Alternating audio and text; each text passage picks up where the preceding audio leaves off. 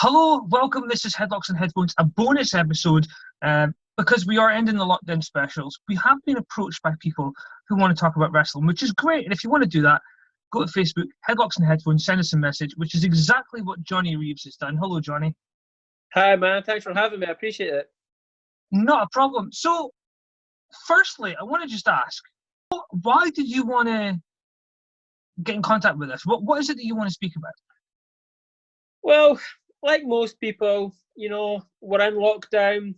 There's really not much option. So I just thought to myself, try and use this time wisely. Try and get my name out there. Try and do what I can to make sure that when the time comes for me to actually debut in the ring, people know who I am. Well, hopefully by the end of today, we'll find out who you are and who your alter ego is as well. So, firstly, where did you grow up? You already know your name's Johnny, so where did you grow up? Well, I'm from Scotland, as you can probably tell from the accent. It's a great accent.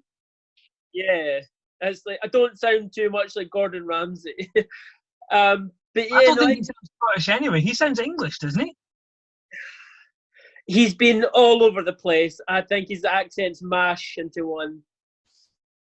But away from wrestling, what is it that you're into and what is it that you do? Well, away from wrestling, I have a fair few passions in life. First and foremost, I'm a full-time college student, studying events management. As a person moving into wrestling, that's absolutely going to turn you into a promoter sooner rather than later, isn't it?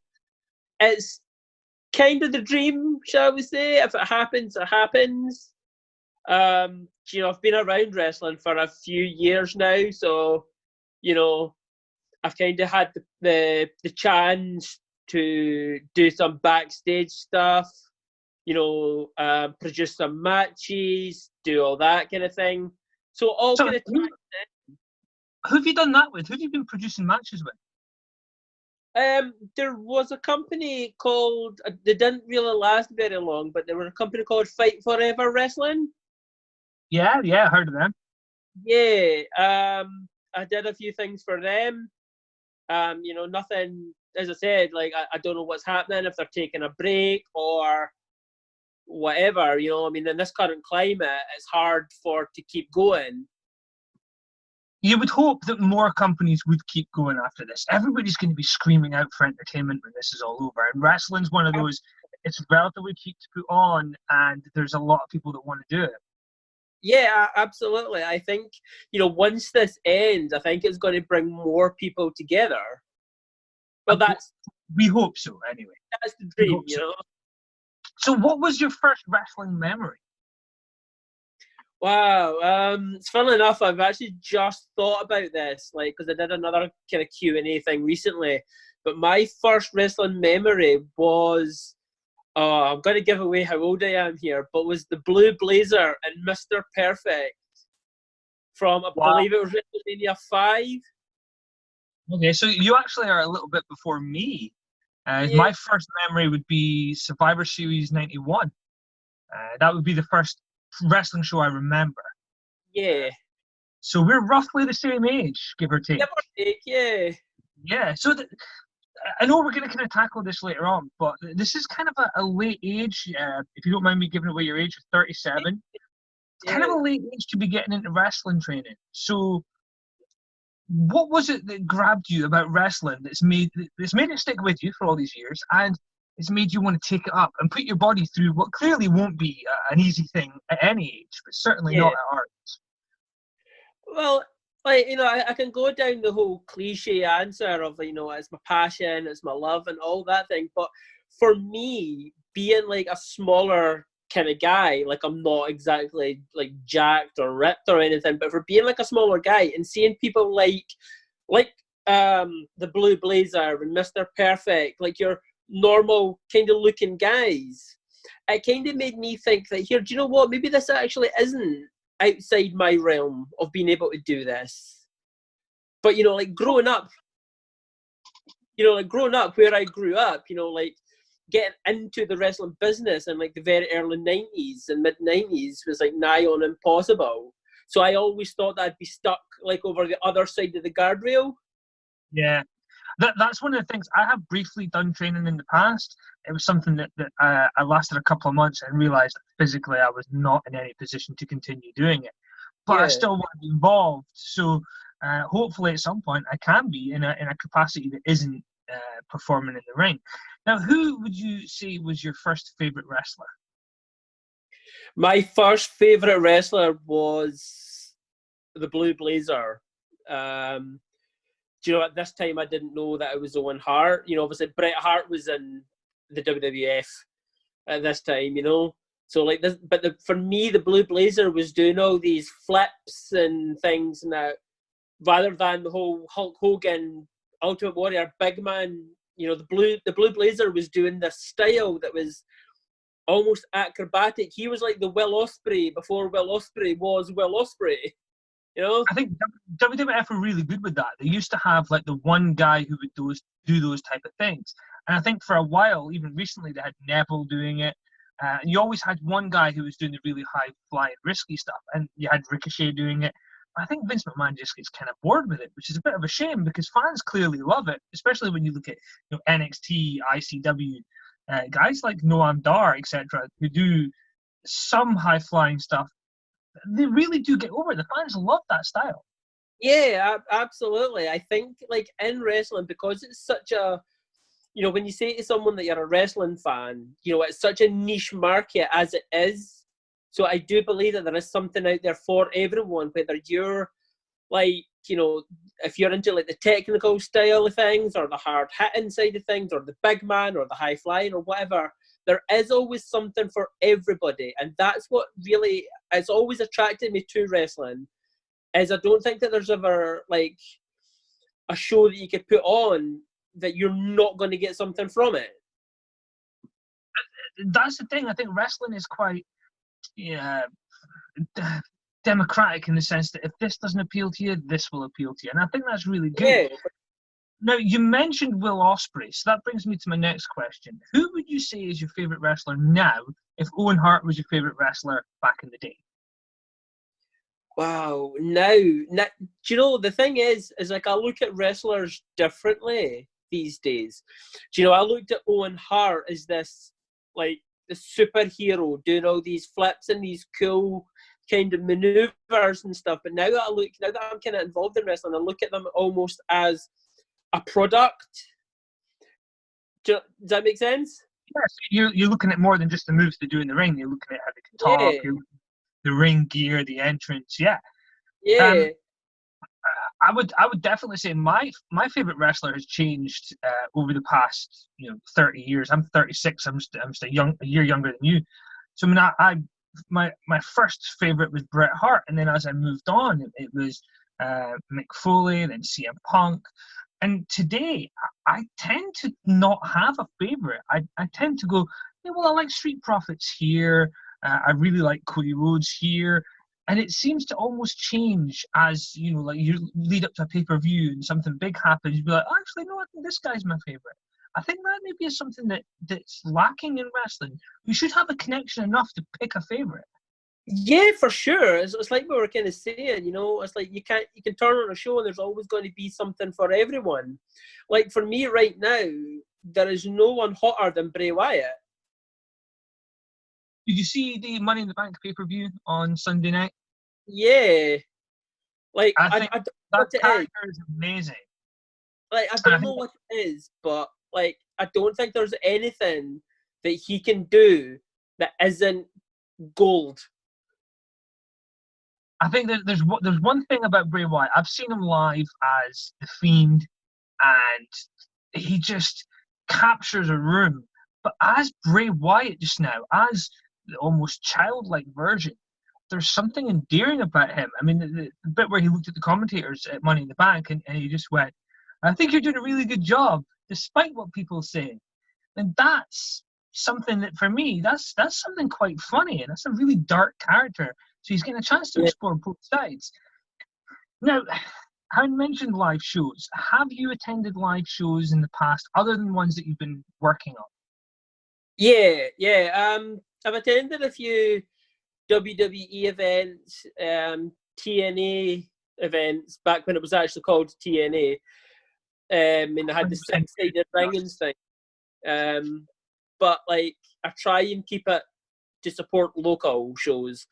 Like, I'm really into... where I am, we only have one local company, and I have been to see them a few times, particularly when they're taking guys like Mick Foley and people like that. It's certainly something you want to support, those kind of things. But you're down in the south of Scotland. You have, what is your local promotion? Well, where I am, it's close to the capital, Edinburgh, and the one company that runs Edinburgh is called Discovery. They I'm a fan of their stuff, yeah. They are like super hot right now. They've obviously said for a lot of the Scottish scene just now. There's quite a few companies who really do have quite a bit of buzz about them.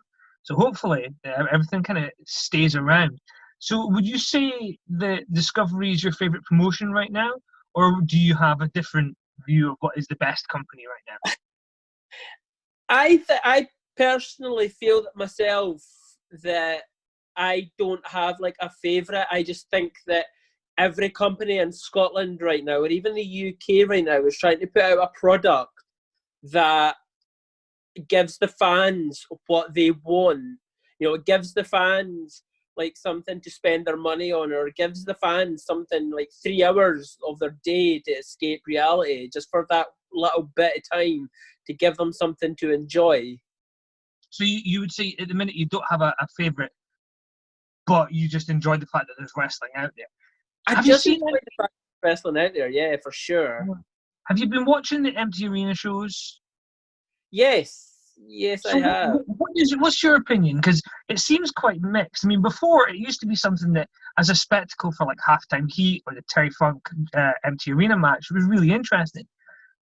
But at every show, I mean, is it working for you?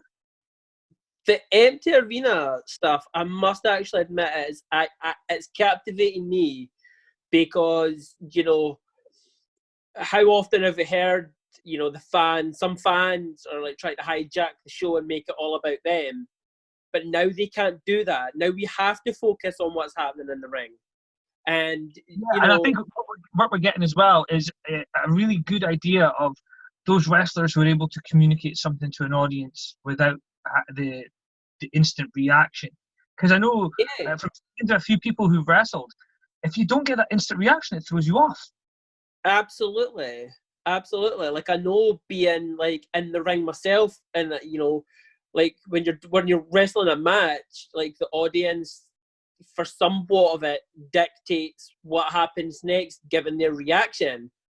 So when you don't have that reaction, you've just got to wing it almost, you know. And I can see the guys are trying so hard to still, you know, put out a product that is based on a fan interaction, and it's difficult. Yeah, and for me, I think I'm heavily critical of the AEW product, not because I dislike it, but because I think these guys are incredibly talented, and I think in some senses it lacks direction. I'm also quite an old curmudgeonly character, and I really dislike the idea of just randomly throwing people into title matches for any company, not just AEW. So when I look around and I see the things that are happening, in the past few weeks, I've actually realised I'm not critiquing the product as much. I'm just thankful that they're putting something on. And I think that's really important for us just now. Because, I mean, I took a month off of wrestling, and I did it because I just didn't want to get angry. And I've found myself, now that I've come back, I'm actually enjoying just the product, which is for me, really interesting. Yeah, I mean, the wrestling as a whole is something that I feel should be enjoyed. You know, like we all see, like, you know, the message boards and things online and stuff where folk just are constantly critiquing the product, where it's like, you know, could you not just sit and watch and enjoy it for what it is? Yeah, I mean, I enjoy critiquing the product. It's something that I like doing. But at the same time, I see people criticising, you know, the handing of the belt to Asuka. I thought that was wonderful. I thought that entire segment was so well done. I mean, it's so natural that, you know, okay, should they have handed the belt to Asuka? No, but they did it in a way that at least you can you can get behind it, and it's going to lead somewhere. It's just where it's going to lead, we don't know. Now, having mentioned Asuka, that brings me up. We're going to ask a few controversial questions now. Some more controversial than others. What's your view of women in wrestling?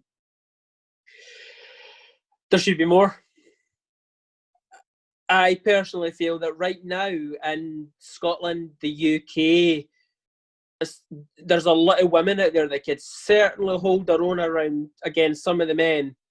Not being biased because she's from my side, but like Kaylee Ray is knocking it out the park. Now, here's the thing. How do you feel about the idea? Because you know what, I agree with you. I went to see ICW Square Go. It was my first ICW live show in February. And the women's match was probably only second to the Noam Dar Stevie Boy match in terms of match of the night.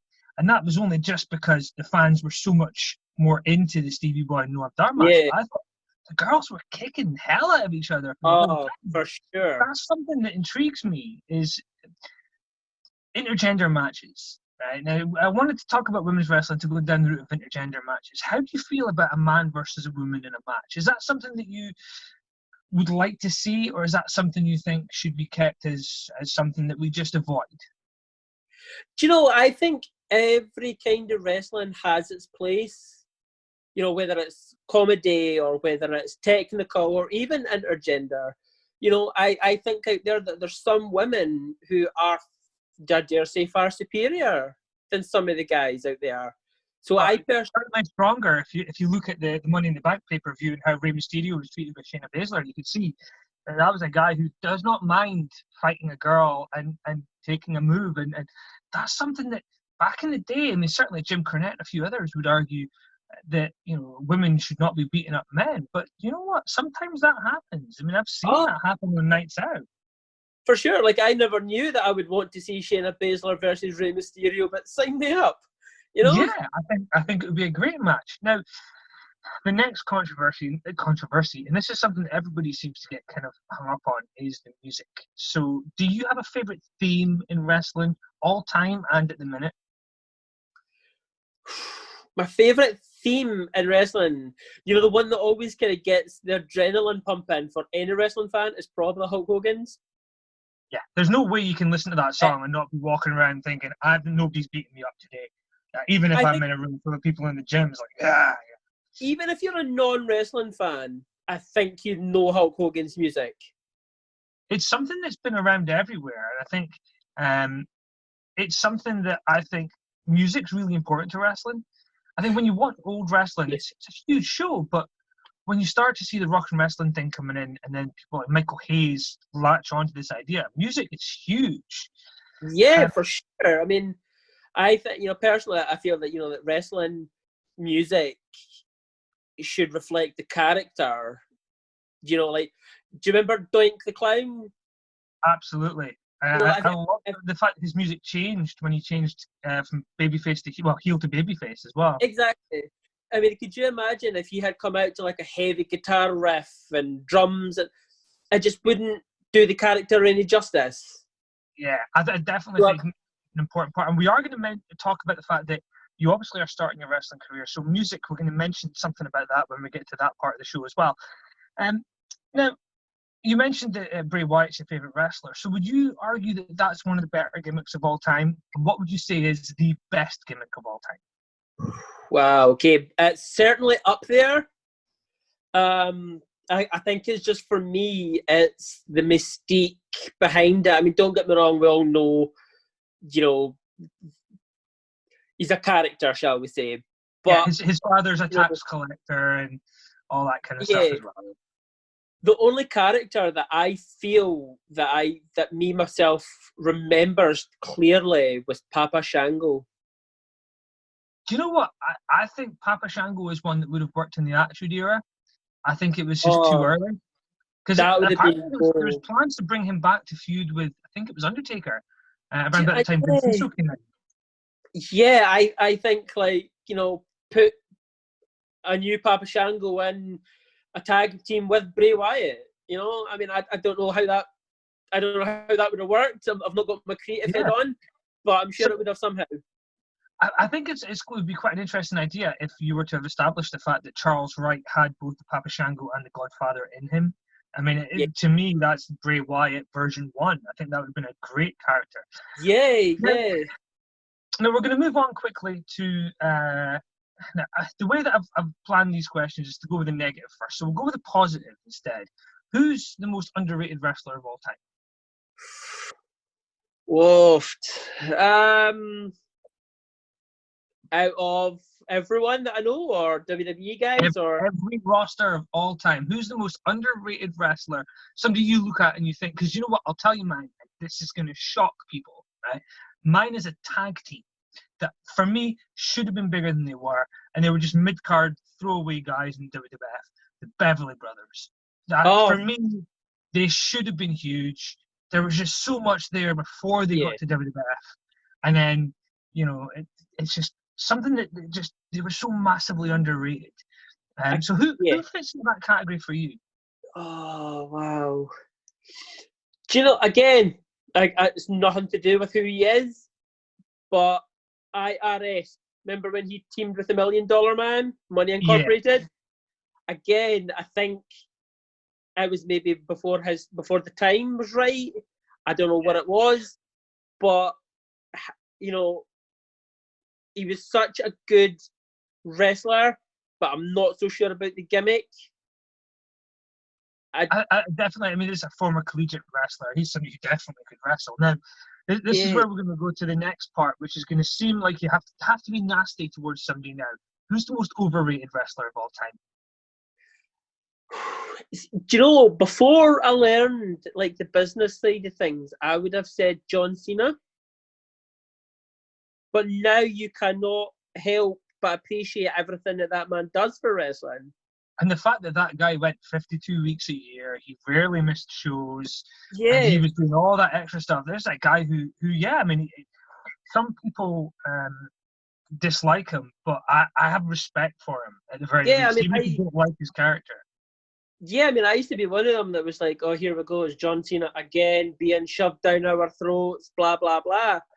But when you take that step back and you actually look at it, it's like, he's actually doing a lot for this business. Not just the WWE, but for the business. And I think, there's only a select few people in wrestling that I feel are willing to give back as much as what John Cena is. And like another one is The Undertaker. And I certainly think Undertaker has tried his best to give back. I think if you watched his documentary that's on the network.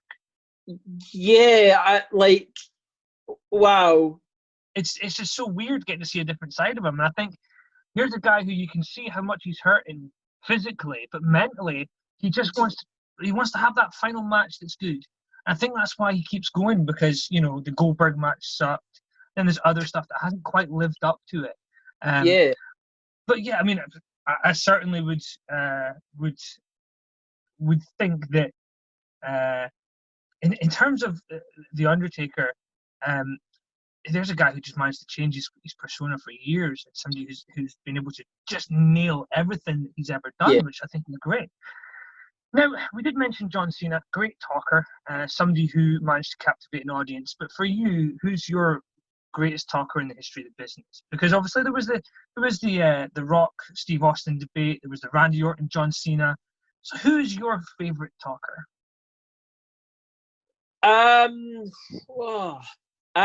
For me again, I would have to say someone like Bobby the Brain Heenan. A person that very few people pick is Bobby Heenan, but for me, there's a guy who you put him on live TV, open mic. He knows how to get people over. And my favorite Bobby Heenan line, just whilst we're here, is when there was a cruiserweight match going on in WCW, and he just came out with, "It looks like a riot at a daycare center." Even as a 13-year-old, I was sitting there like, he shouldn't be saying that. But as a bad guy, it was so funny.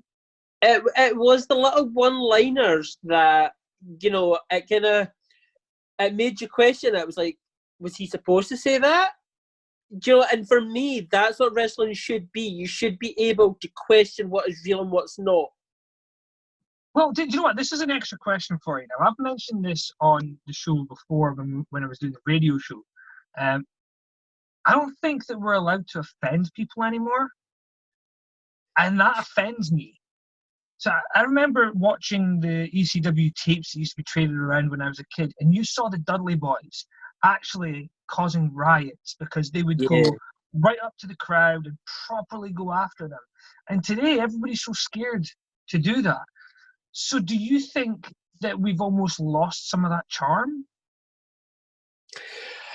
I think when it comes to what the Dudley Boys did, again, they were pioneers without a doubt, absolute pioneers at not just the tag team game, but when it comes to the microphone, the wrestling side of things.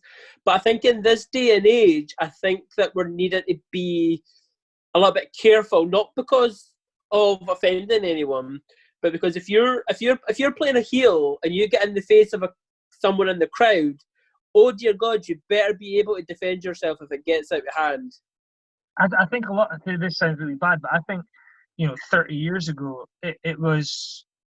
It's a really bad term to use, but it was a man's business.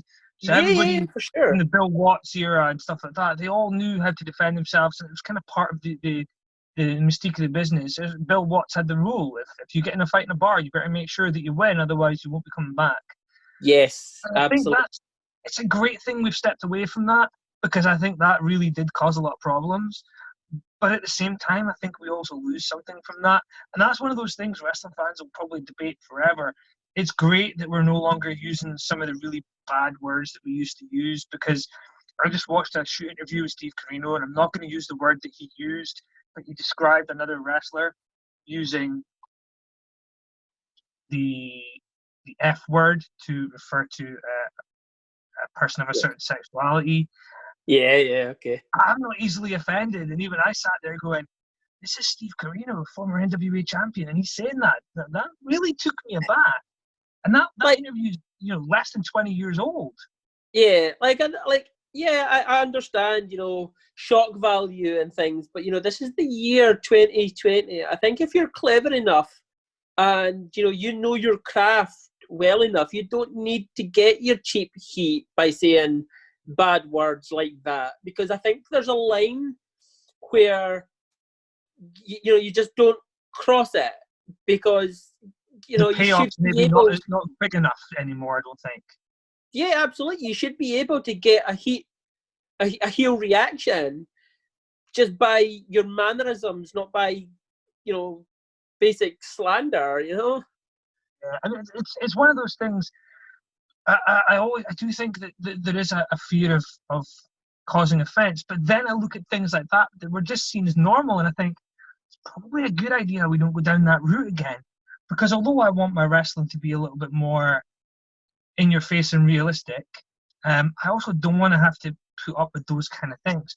Anyway, we'll go into the weeds if we start talking about that. Do you collect any wrestling merch?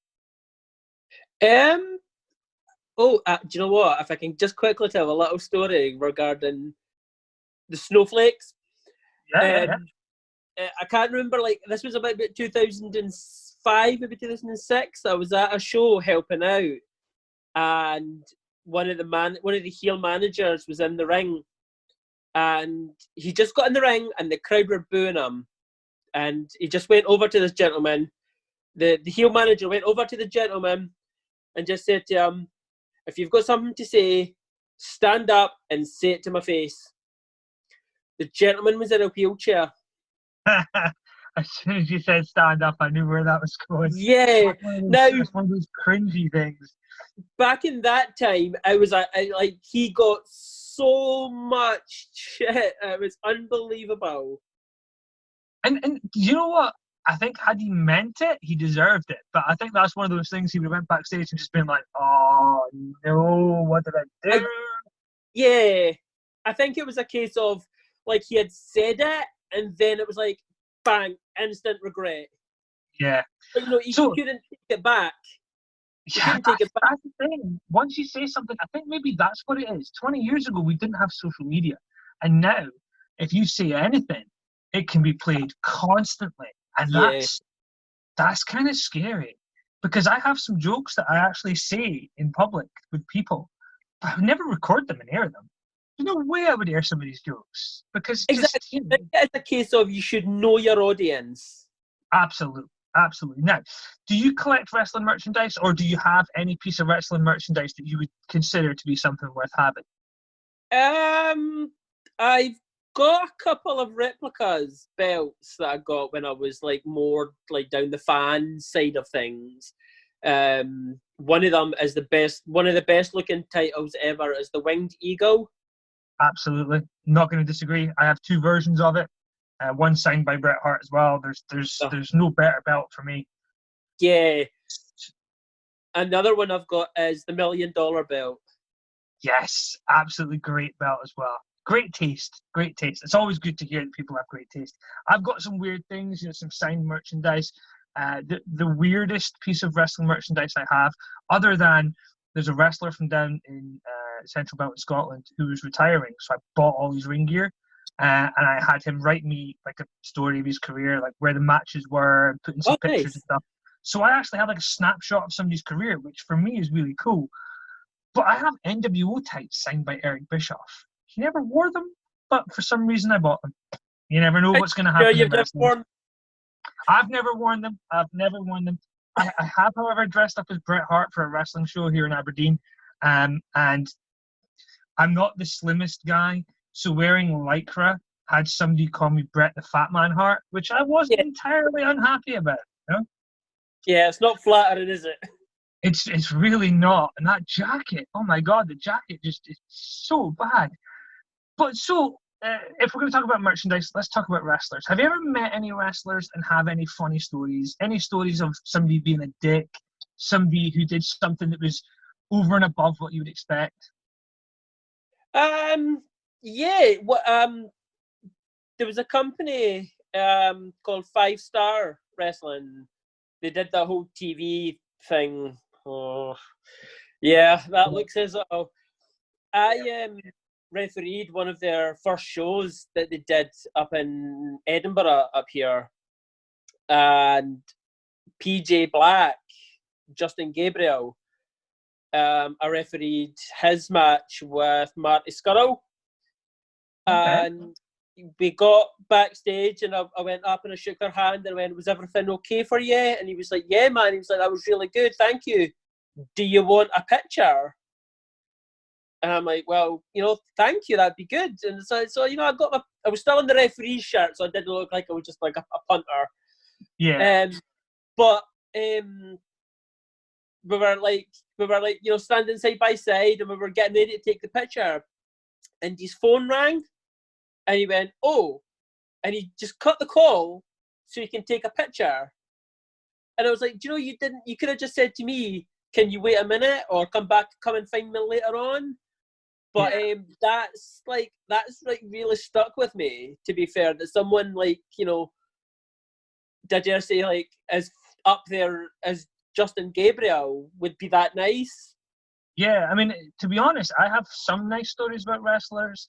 One of them is about Lionheart, who he was playing the heel that night. I had 3 kids at the time, not 4, and they really enjoyed his match, and they wanted to go over and say hi to him, but he'd been told to go backstage. So all 3 of my kids had burst into tears.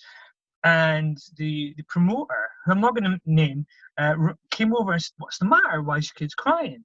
So, "I want to meet Lionheart." "Oh, he's a bad guy tonight. It's probably not a good idea." And Lionheart found out my kids were crying because they wanted to meet him. And he hung back for about 20 minutes and came out and came over and took pictures with him and stuff. And for me, that's something where they kind of wanted to protect the mystique. So they waited long enough for everybody to leave and come over and did it. And for me, that's what wrestling's about. That's why, for me, wrestling's such a cool thing, because for Lionheart, that was 30 seconds of his day, and he actually went out of his way to make 3 people feel like 4 people, because I felt good about it as well. And that's one of the things that wrestling has, this really weird knack of bringing people together. Even if they don't know each other or don't like each other, sure. you can get behind this shared thing.